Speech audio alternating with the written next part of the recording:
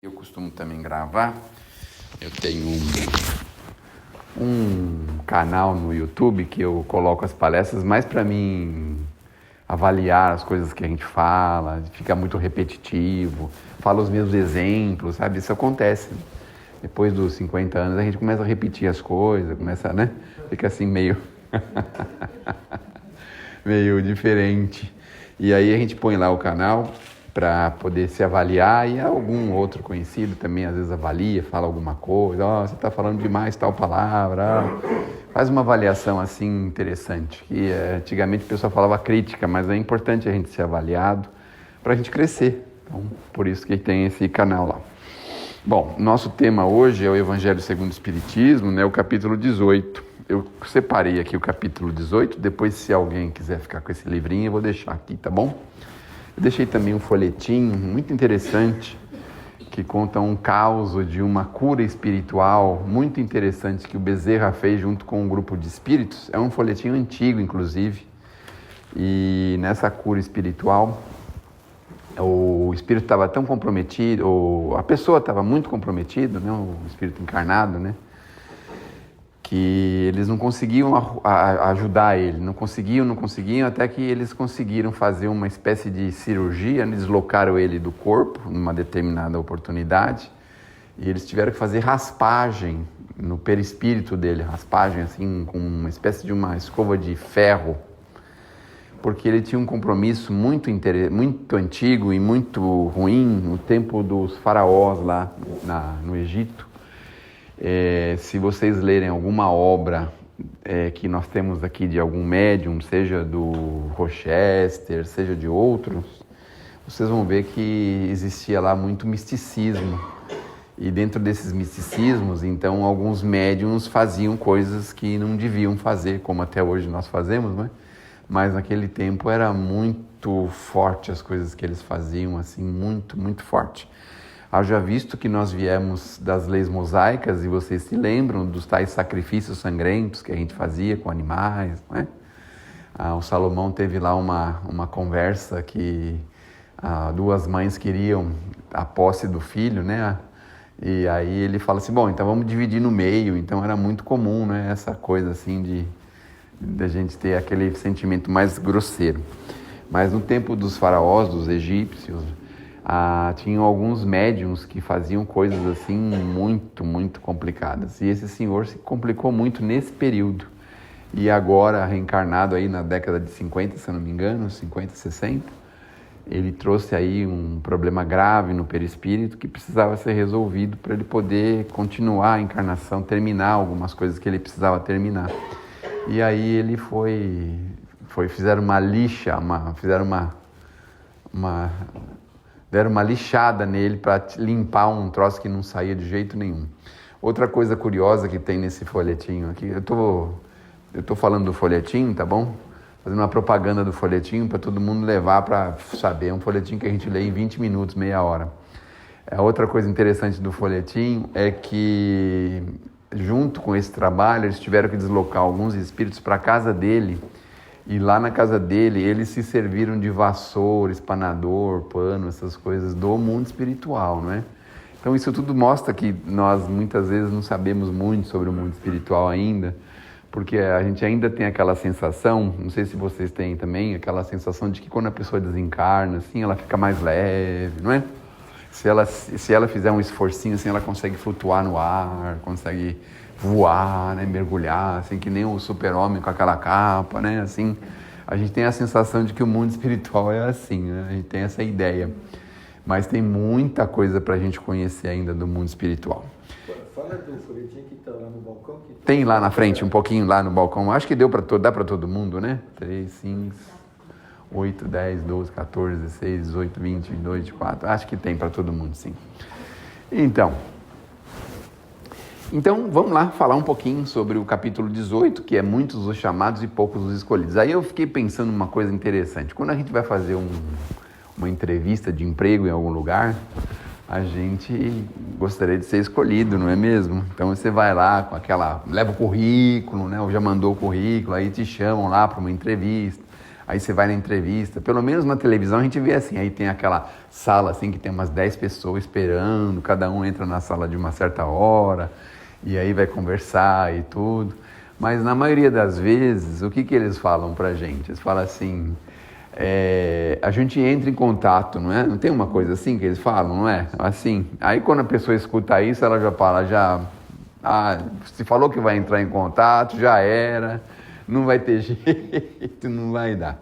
Mas no fundo, a gente gostaria de ser escolhido. Muitas vezes até nem é tanto pelo emprego, mas às vezes pela necessidade. Precisa, às vezes está passando uma necessidade, passando uma dificuldade qualquer, e precisa do empreguinho, precisa do trabalho. Nem é pelo cargo que vai ocupar, nada disso. Às vezes é um trabalho mais simples, um trabalho às vezes até bem humilde, mas aí quando a pessoa fala, a gente entra em contato, a gente fica meio assim. Aí eu fico pensando, não é? Quando a gente chegar no mundo espiritual, fiquem tranquilos, porque isso vai demorar bastante, especialmente vocês aí que são discípulos do Seu Vicente. Os discípulos do Seu Vicente vão demorar bastante, porque tem muita coisa ainda para fazer aí, viu? Ficam tranquilos. 100, 120 anos cada um vai chegar, viu? Não vem com essa historinha aí de coração acelerado, essas coisas não, que essas desculpinhas não colam não, então... Tem muita coisa ainda. Aliás, eu queria parabenizar a casa, uma das casas mais organizadas e mais cheias de detalhes que eu conheço até hoje. É essa casa aqui. Vocês frequentam não percebem, mas a gente que vai em muitas casas, né? Então, o cuidado, assim, nos detalhes, assim, muito. É por causa disso, é por causa disso, acho que é por isso. Mas é ela que pega no cimento, no azulejo, essas coisas não, né? Ela só manda, né? Ah, tá, então ela só manda, né? Só manda, tá certo. Sabe acompanhar a obra, né? Direitinho, sabe cuidar direitinho, muito bom. Normalmente as casas cuidadas por mulheres, elas são mais assim, bem cuidadas. A mulher tem mais sensibilidade, não é, para ver as coisas. Além disso também, olham com mais detalhes as coisas. Bom, então nós estamos nesse dilema aí, nós somos os chamados, mas será que nós vamos ser escolhidos? Agora vamos imaginar que nós estamos do outro lado da vida, no mundo espiritual, e aí vamos estar na salinha lá, todo mundo na salinha, agora entra o Jaime, vai lá o Jaime. Então pode voltar, Jaime, a gente faz o contato, a gente entra em contato. Bom, mas eu vou ficar onde enquanto isso, é? E aí eles não vão poder falar. Como é que é? Não, eles não vão poder falar nada. Vão falar assim, olha, se quiser pegar o elevador, tem um elevador descendo aí, né? Você pode ficar aguardando lá embaixo. E aí cada um de nós vai passar lá pela entrevista e nós vamos ser escolhidos ou não. Mas quais serão os critérios para essa escolha? É isso que nós precisamos prestar atenção. Quais são os critérios? Porque eu penso que eles devem ter a nossa ficha lá dentro, né?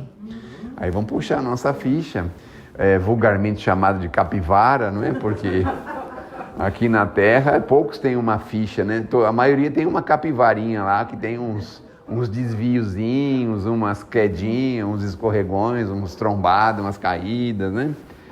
Aí vai puxar a nossa ficha. Aliás, falando nisso, o Chico Xavier tem uma mensagem chamada A Ficha.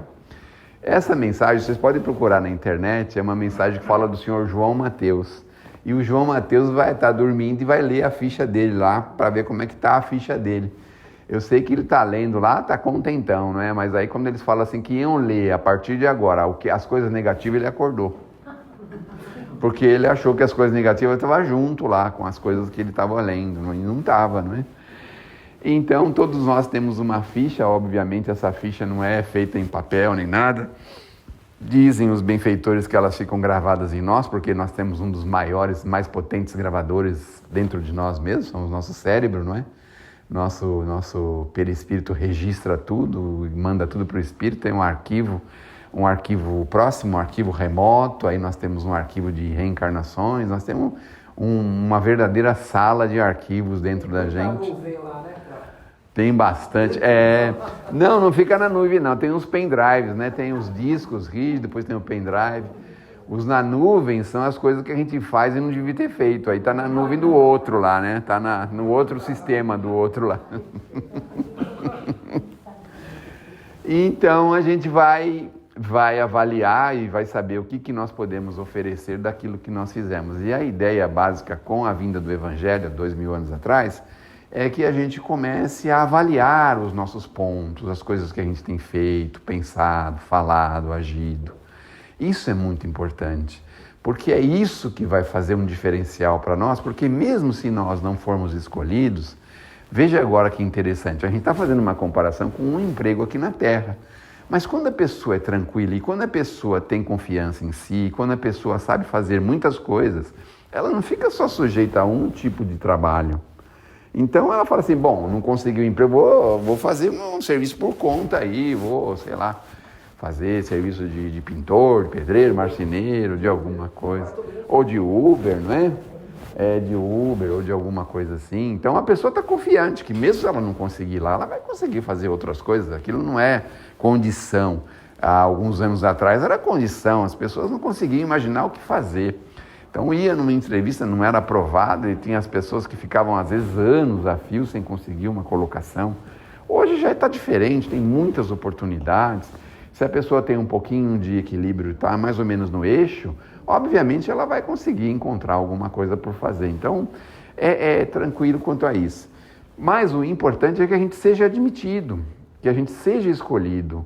Porque muitas pessoas são chamadas, mas a maioria das pessoas andam muito distraídas dos seus compromissos, da sua vida, das suas coisas, dos seus pensamentos, das coisas que a gente poderia fazer. Diz que uma das coisas mais difíceis que tem no mundo espiritual, para a gente que chega lá, é aquela sensação que a gente tem de saber que a gente poderia ter feito e não fez. Isso é a coisa pior que tem. Então vamos imaginar assim, o que a gente poderia ter feito e não fez? Por exemplo, uma visita para uma pessoa da família, uma pessoa querida nossa que está adoentada, ou no hospital ou em casa. A gente poderia ter se dedicado uma horinha, 2 horinhas para isso, mas a gente não fez. E aí a pessoa vai embora e depois a gente pensa, poxa, poderia ter ido e não fui. Coisas assim, vai receber uma visita de uma pessoa que tem tanta coisa para nos ensinar, para nos ajudar, e a gente poderia estar ali um minutinho escutando aquela pessoa, conversando, né? E aí a gente prefere ligar, sei lá, um futebol, alguma outra coisa, e perde a oportunidade de estar com uma pessoa que poderia nos ajudar muito em nível de organização, de pensamentos, essas coisas. Então, isso acontece muito com os nossos jovens, que às vezes a gente traz em casa lá um irmão, um familiar, e o jovem fica lá no quarto com um joguinho, com essas coisas. Faz 10 anos que não vê aquele tio, aquele primo, aquela pessoa, e fica lá jogando como se nada tivesse acontecendo. Isso é uma coisa complicada porque, às vezes você sentando ali, você vai conhecer a pessoa um pouco melhor, vai saber o que ela está fazendo, e você vai falar de você também. Então, é um momento que a gente pode fazer e não fez. E na prática do bem e da caridade, então? Quantas vezes a gente não é chamado e a gente poderia ter ajudado e a gente não ajudou? Olha, mas como assim poderia? Às vezes uma moeda singela, insignificante para nós. Não vou ajudar porque a pessoa está com malandragem, não vou ajudar porque a pessoa tem que trabalhar, não vou ajudar porque... A gente não consegue atender a pessoa naquilo que ela precisa. Mas a gente pode atender naquilo que ela está pedindo, naquele pedido, um pedido às vezes singelo, uma coisa singela. Mas ela vai fazer isso, vai fazer aquilo outro. A gente fica tocado e não atende, não ajuda. E às vezes um familiar que pede uma gentileza para a gente, não dinheiro emprestado, né? Mas outras coisas, assim, né? Dinheiro emprestado é meio complicado, né? Dinheiro emprestado. Aliás, há muitos anos eu ensino como emprestar dinheiro para parente. Já ensinei aqui como que faz ou não? É muito simples. Não é difícil. Como é? Vou ensinar para a senhora, agora a senhora vai sair daqui sabendo pelo menos isso, né? Pode ser que coisa espiritual a senhora não saia daqui sabendo, mas emprestar dinheiro para parente talvez a senhora saia sabendo. Então, quando ele vem, não adianta a gente dar uma negativa, porque se é um cunhado, por exemplo, ele já conversou com a irmã dele lá, ele já sabe tudo da sua vida, sabe o que tem cheque especial, se não tem, sabe o banco que você tem conta, se você está com o cartão, se está com a senha em ordem, se não está, se tem aplicativo no celular, sabe tudo. Se o teu Pix funciona, se não funciona, ele já sabe tudo. Então não adianta você querer escapar dessa forma. Mas se ele pede 1.000, você fala assim, poxa vida, eu posso te emprestar 200, rapaz, que eu estou juntando um dinheirinho aqui, Mas é um segredo que eu vou fazer para sua irmã, não fala nada para ela, é um segredinho que eu estou guardando um dinheirinho, né, para mim fazer uma coisa com a sua irmã, que é a sua esposa, né? Então a irmã dele, né? Então vamos manter entre a gente, mas 200 eu posso te arrumar. Vê se você não acha com um irmão seu, com outra pessoa, o resto que você precisa. Mas a ideia, na verdade, não é emprestar, a ideia é dar para eles 200, 20%, 25%, 15%, né? Porque assim, você empresta para ele, se você empresta, aquilo só vai te causar aborrecimento. Se você deu os 200, se ele te devolver, você está sossegadão.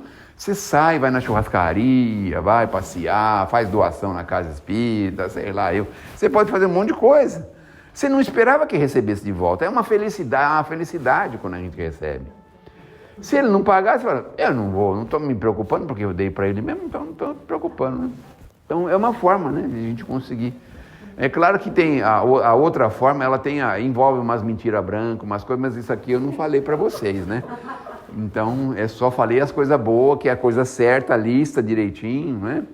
Porque quando a gente fala assim que vai fazer uma coisa com a irmã, o que a esposa normalmente quer que o marido faça, o marido quase nunca pode fazer ou nunca quer fazer?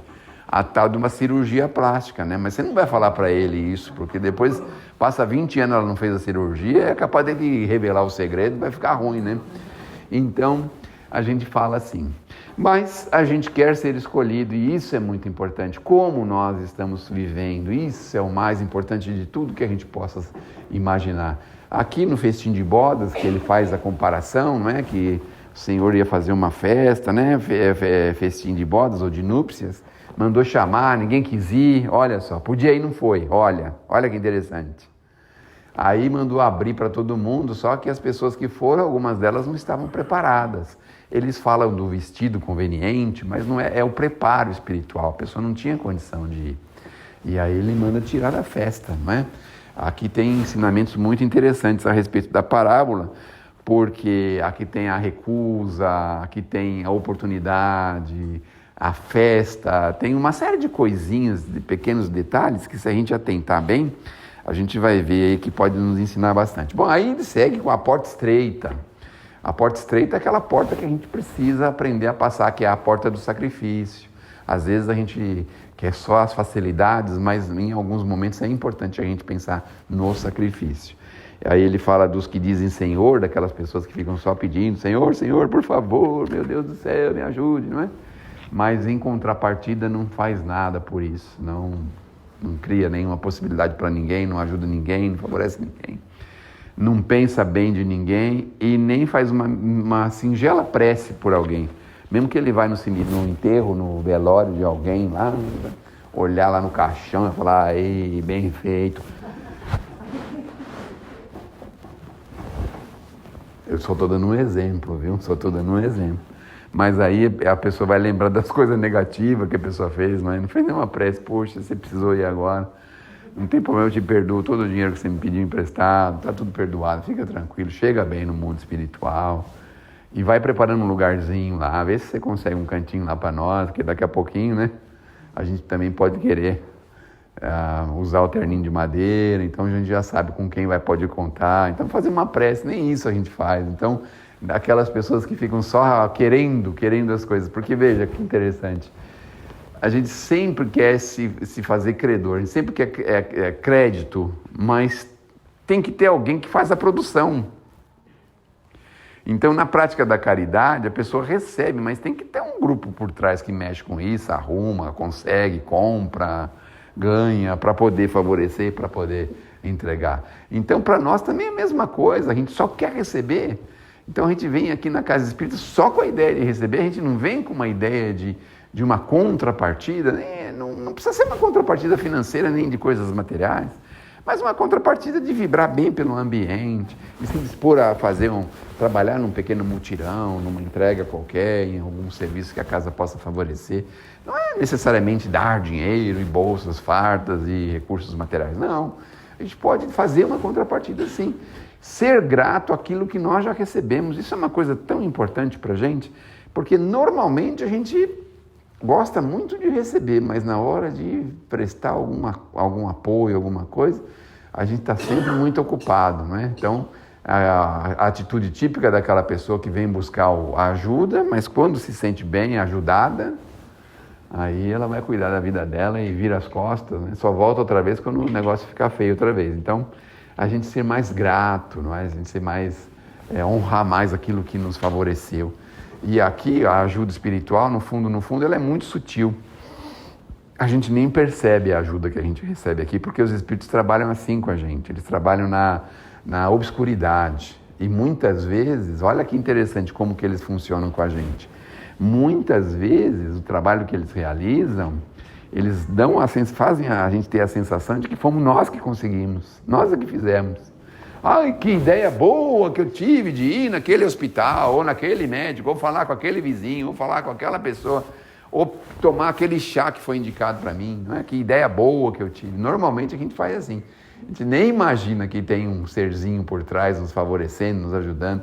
Não, diversos, não é? Porque o Vicente, por exemplo, o irmão Vicente, ele vai trabalhar junto com aqueles que estão junto da gente, os benfeitores que já estão com a gente desde pequenininhos, né? Que eles falam que são os espíritos guardiões, os anjos da guarda, esses espíritos.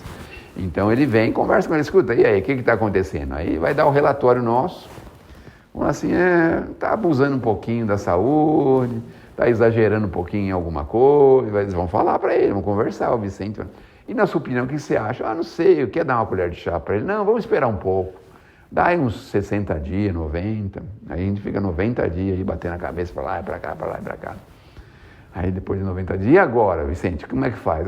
Vamos dar uma colher de chá para ele, né? Dá uma colher de chá para ele. Aí você senta na cadeira aí e alguém fala assim, olha, você já tomou chá de quebra-pedra, sei lá como é que chama, né? Qualquer coisa aí, né? Chá de pata de vaca, chá de capim-cidreira. Mistura o capim-cidreira com a babosa que você vai ver que você vai melhorar. A gente faz um negócio e o negócio melhora. Olha só. Então, o segredo, muitas vezes, está muito perto da gente, mas muito, muito, muito, muito. E não raras vezes está dentro de casa mesmo. Está dentro de casa. Você abre aquela sua despensa lá, você vai ver lá, sei lá, um pacote de lentilha que foi do Natal de 3 anos atrás.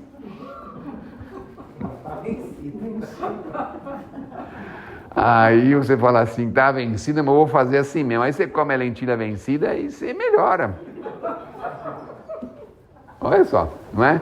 Porque ela mudou a química dela, né? Ela perdeu aquela química que era natural e ela ganhou outra lá dentro do armário junto com outros.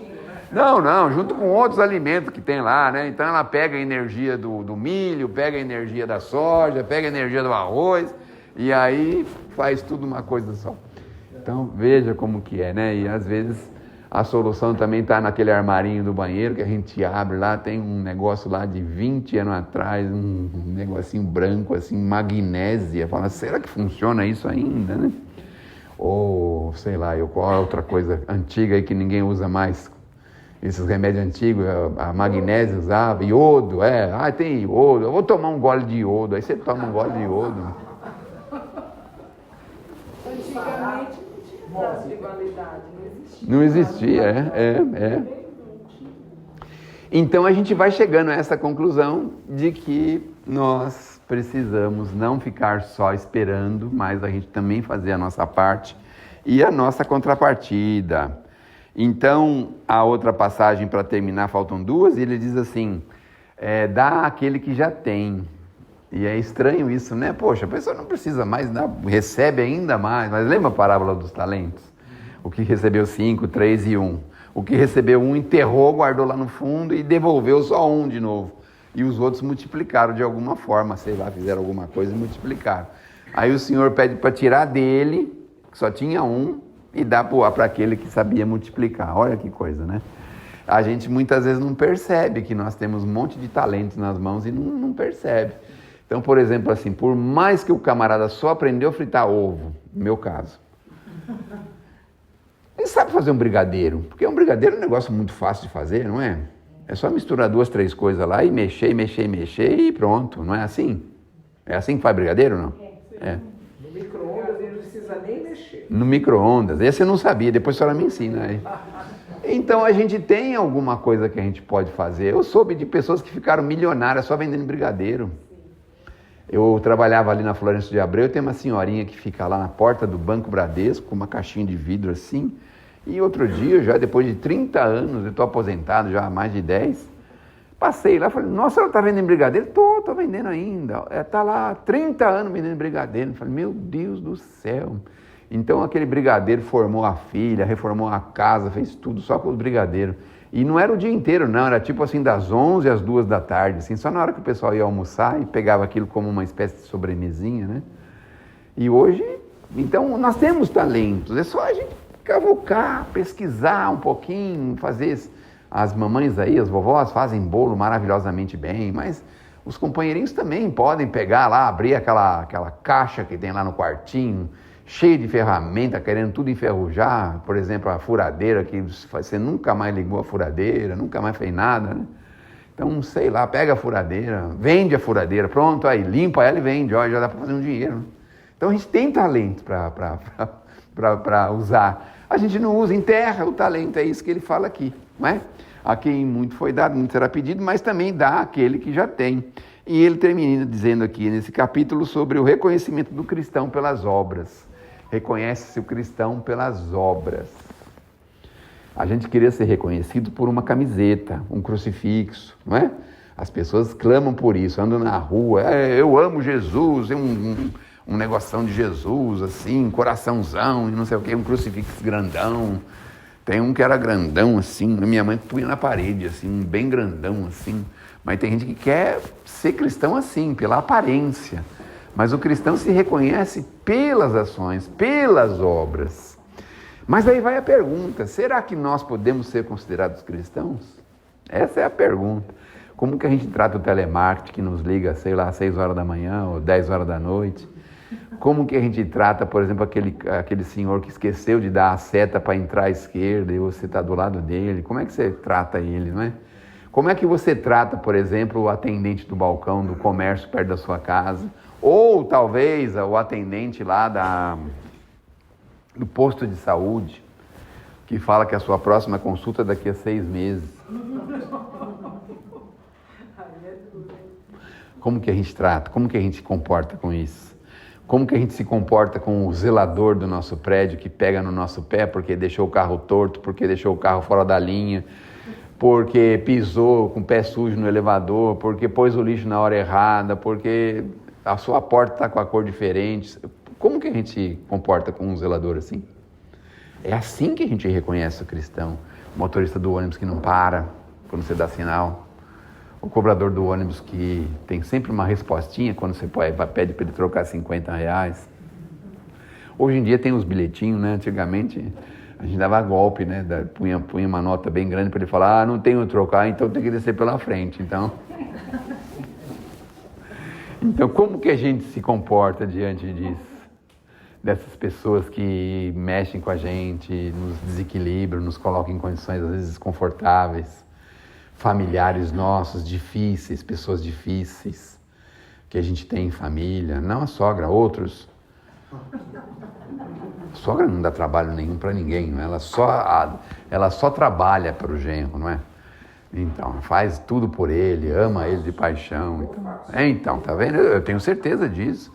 Então, a gente vai... Como que a gente se comporta diante de pessoas difíceis? Às vezes um cunhado que tem sempre uma brincadeirinha de mau gosto com o nosso time, vem com aquela historinha de que não tem mundial, sabe essas coisas assim? Sabe essas brincadeiras de mau gosto? Ou, sei lá, outras brincadeiras, não é? Sei lá.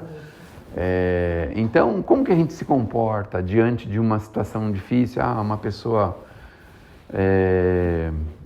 sei lá, riscou o seu carro, saiu, bateu. Como que você na hora se comporta?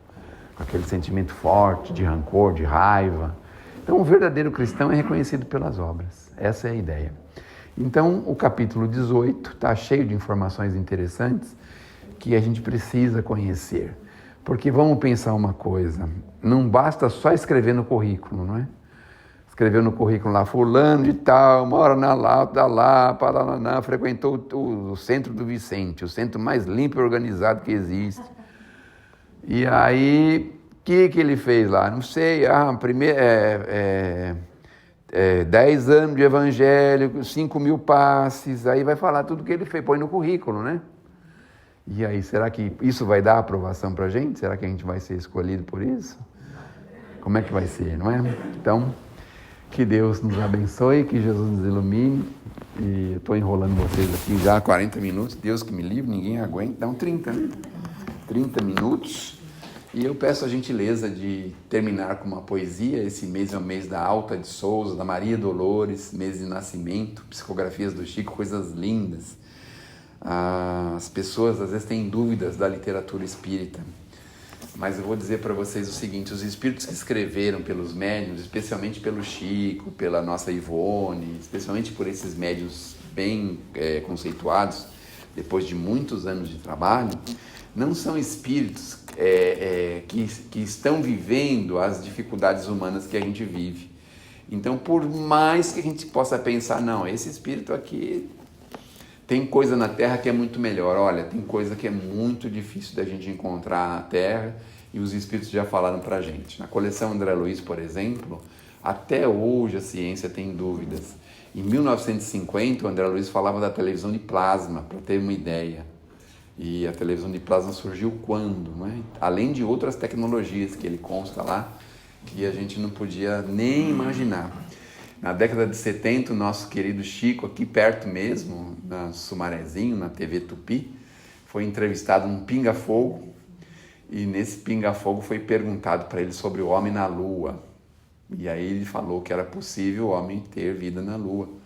E isso foi uma chacota por anos a fio, até que aí no ano 2000, por aí mais ou menos, os cientistas descobriram que existia um elemento que o Chico tinha falado lá em 1970, que realmente é possível viver na Lua, que o homem precisa, né, de água, e lá tem elementos para ter água. Bom, então não deixem de fazer contato com a literatura espírita, porque no dia da nossa entrevista é provável que eles perguntem alguma coisa. Que livro espírita você leu? Deixa eu pensar. Minuto de Sabedoria. Mas isso não é um livro espírita. Que livro espírita você conheceu? Como que você agiu? Aonde foram? Quais foram as suas motivações, inspirações? Aonde você se inspirou? Porque se a gente não colocar um pouquinho de ideias espíritas superiores na cabeça, vai chegar uma hora que nós vamos travar, não vai saber para onde ir, o que fazer, como fazer. Então é importante a gente sempre ter alguma coisa lubrificando a mente. Pensem nisso e não deixem de ler as obras espíritas. Caridade, glorificada sejas onde fores, mãos que te fazem sol, apoio e ninho para todos os tristes do caminho, mãos que revelam lírio aberto às dores. Mão generosa, mão em que adivinho a mensagem do Cristo em esplendores. Mão que converte lágrimas em flores. Deus te abençoe os gestos de carinho. Nunca enxerguei a forma do teu culto. Fito-te a luz que passe enquanto exulto. Vejo que o mundo se aprimora ao vê-la. Caridade, és o dom que nos irmana. O amor de Deus na inteligência humana. Uma estrela engastada noutra estrela. Então, a prática do bem, a prática da caridade é o pensamento de Deus, é o amor de Deus na nossa inteligência. Olha só que coisa interessante. Essa poesia de Alta de Souza tem como título Caridade e vocês podem encontrar na Rede Mundial de Computadores. É um soneto. A Alta de Souza era especialista em sonetos. E sonetos são 2 quartetos e 2 tercetos. E tem uma rima absolutamente métrica, perfeita. Dificilmente um autor material aqui, mesmo daqueles que ocupam as cadeiras aí das academias, tanto brasileiras como estaduais, de letras, conseguiram essa proeza, dessa métrica tão perfeita que a Alta de Souza conseguiu. Muito obrigado pela atenção, ótima semana, não percam as esperanças. Na próxima semana, pessoas muito capacitadas vão estar aqui para falar com vocês. E o nosso